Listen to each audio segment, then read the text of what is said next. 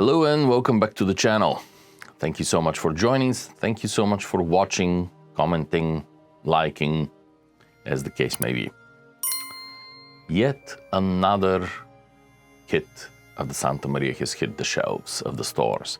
So I thought that this is the right time to talk a little bit about the Santa Marias in general. For once, I will not be addressing a specific kit or any other reconstructions. I will be talking in general terms. First and foremost, it is understandable why people want to have the Santa Maria. Most people have heard of about 3 ships, and one inevitably is the Santa Maria. And after all, she was connected with a major achievement of the human race, namely crossing a large body of water at the time, when very little was still known. I will not even address here all the controversies. How much did Christopher Columbus know where he was going? How much he realized that he is in the wrong spot in comparison with what he had promised their majesties? This is a fascinating talk, but it is probably a subject of another talk. Let's concentrate on the ship, for after all, that is what I do know and understand. In this context, the truth of the matter is, and in a previous video I already stated this, Santa Maria is one of those ships that should never be built as a model. Simple, straight to the point, there are no arguments about it. While the only argument in favor of the Santa Maria is that it is well known and important ship in the development of the human race and in our early modern history, the truth of the matter is that we know absolutely nothing about the Santa Maria.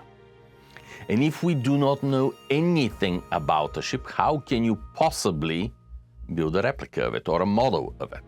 You can't. The only thing that you are producing is somebody's figment of imagination, as a result of which the value of such a model is practically zilch. Many people have tried to put together a credible interpretation of what she might have looked like.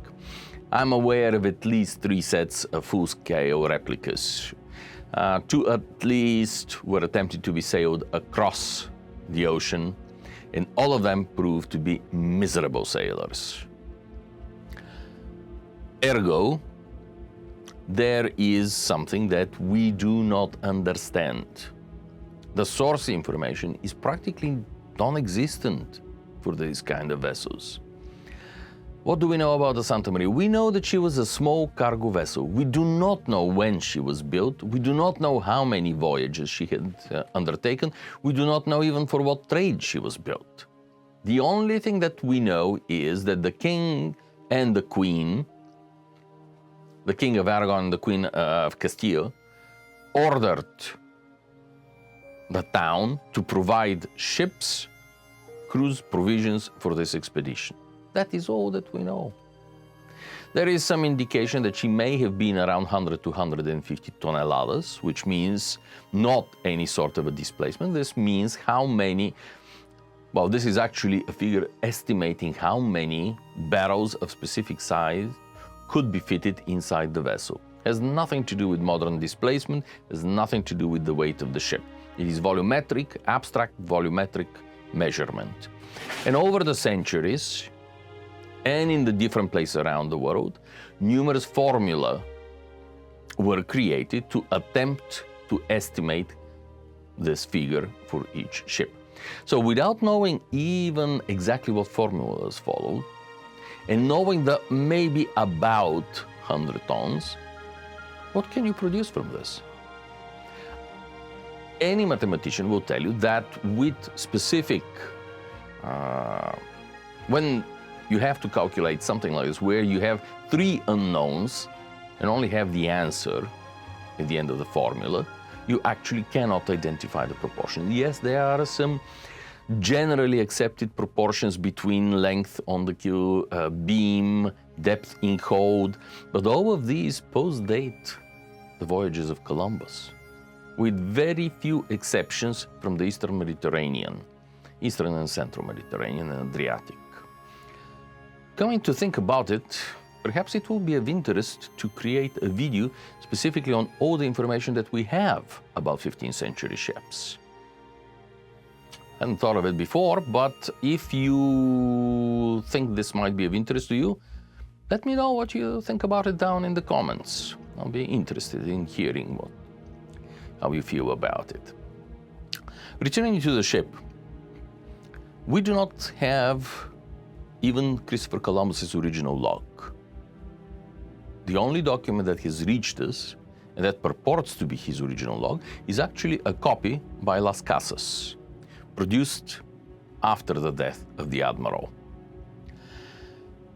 We have some memoirs from his sons that may or may not be accurate, but not one of these sources actually discussed the ship in detail, because that to them was not of any importance whatsoever. It just happened to be the vehicle. When was the last time you were bragging and discussing and leaving in your memoirs information about, for example, the tires of your car?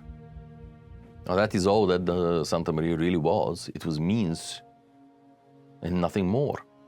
And she was perfectly conventional, perfectly standard vessel for the period. So nothing all that interesting about her, nothing to report. We are lucky enough that we at least know what sails she flew at one point, because Las Casas lists the sails that the ship had set. We do not know, however, whether this was poetic license, whether he was just pronouncing a romantic view that he was imagining, or he was quoting the logbook of the Santa Maria. While we are on the subject, I would like to address another thing. Some years ago, not that long ago actually, well, from a historical point of view, not too long ago, there was a rumor that, yet another rumor, that the remains of Santa Maria have been discovered off the coast of the island of Hispaniola. A lot of noise was made. Scholars naturally were immediately questioning the discovery. The man who claimed the discovery, pointed out that a few years before, scholars had been equally dismissive of his discovery of the ship of Bellamy, Sam Bellamy, the famous pirate, and yet he had proven to be right by discovering the bell from the ship. Now, here is my assistant passing by to support me in the endeavor. Returning to the topic,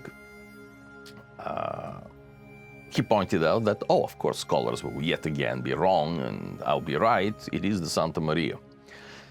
The local government, was sensible enough to call upon an international consortium of experts to visit the site and give their estimate. I'm afraid this time the scholars were right, and the discoverer was wrong. We are pretty sure that the Santa Maria could not have had copper sheathing with British stamp of the 19th century. So, as of now, the ship remains elusive.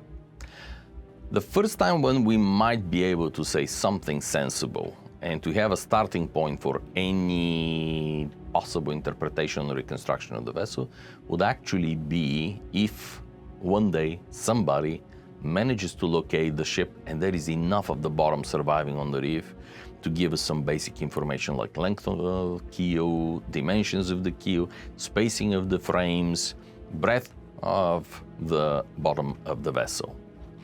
It's not that we know nothing about how ships were built. At the moment we have one 15th century carrack, which was about 2 times larger than Santa Maria. It is under excavation and study by a joint group in Sweden.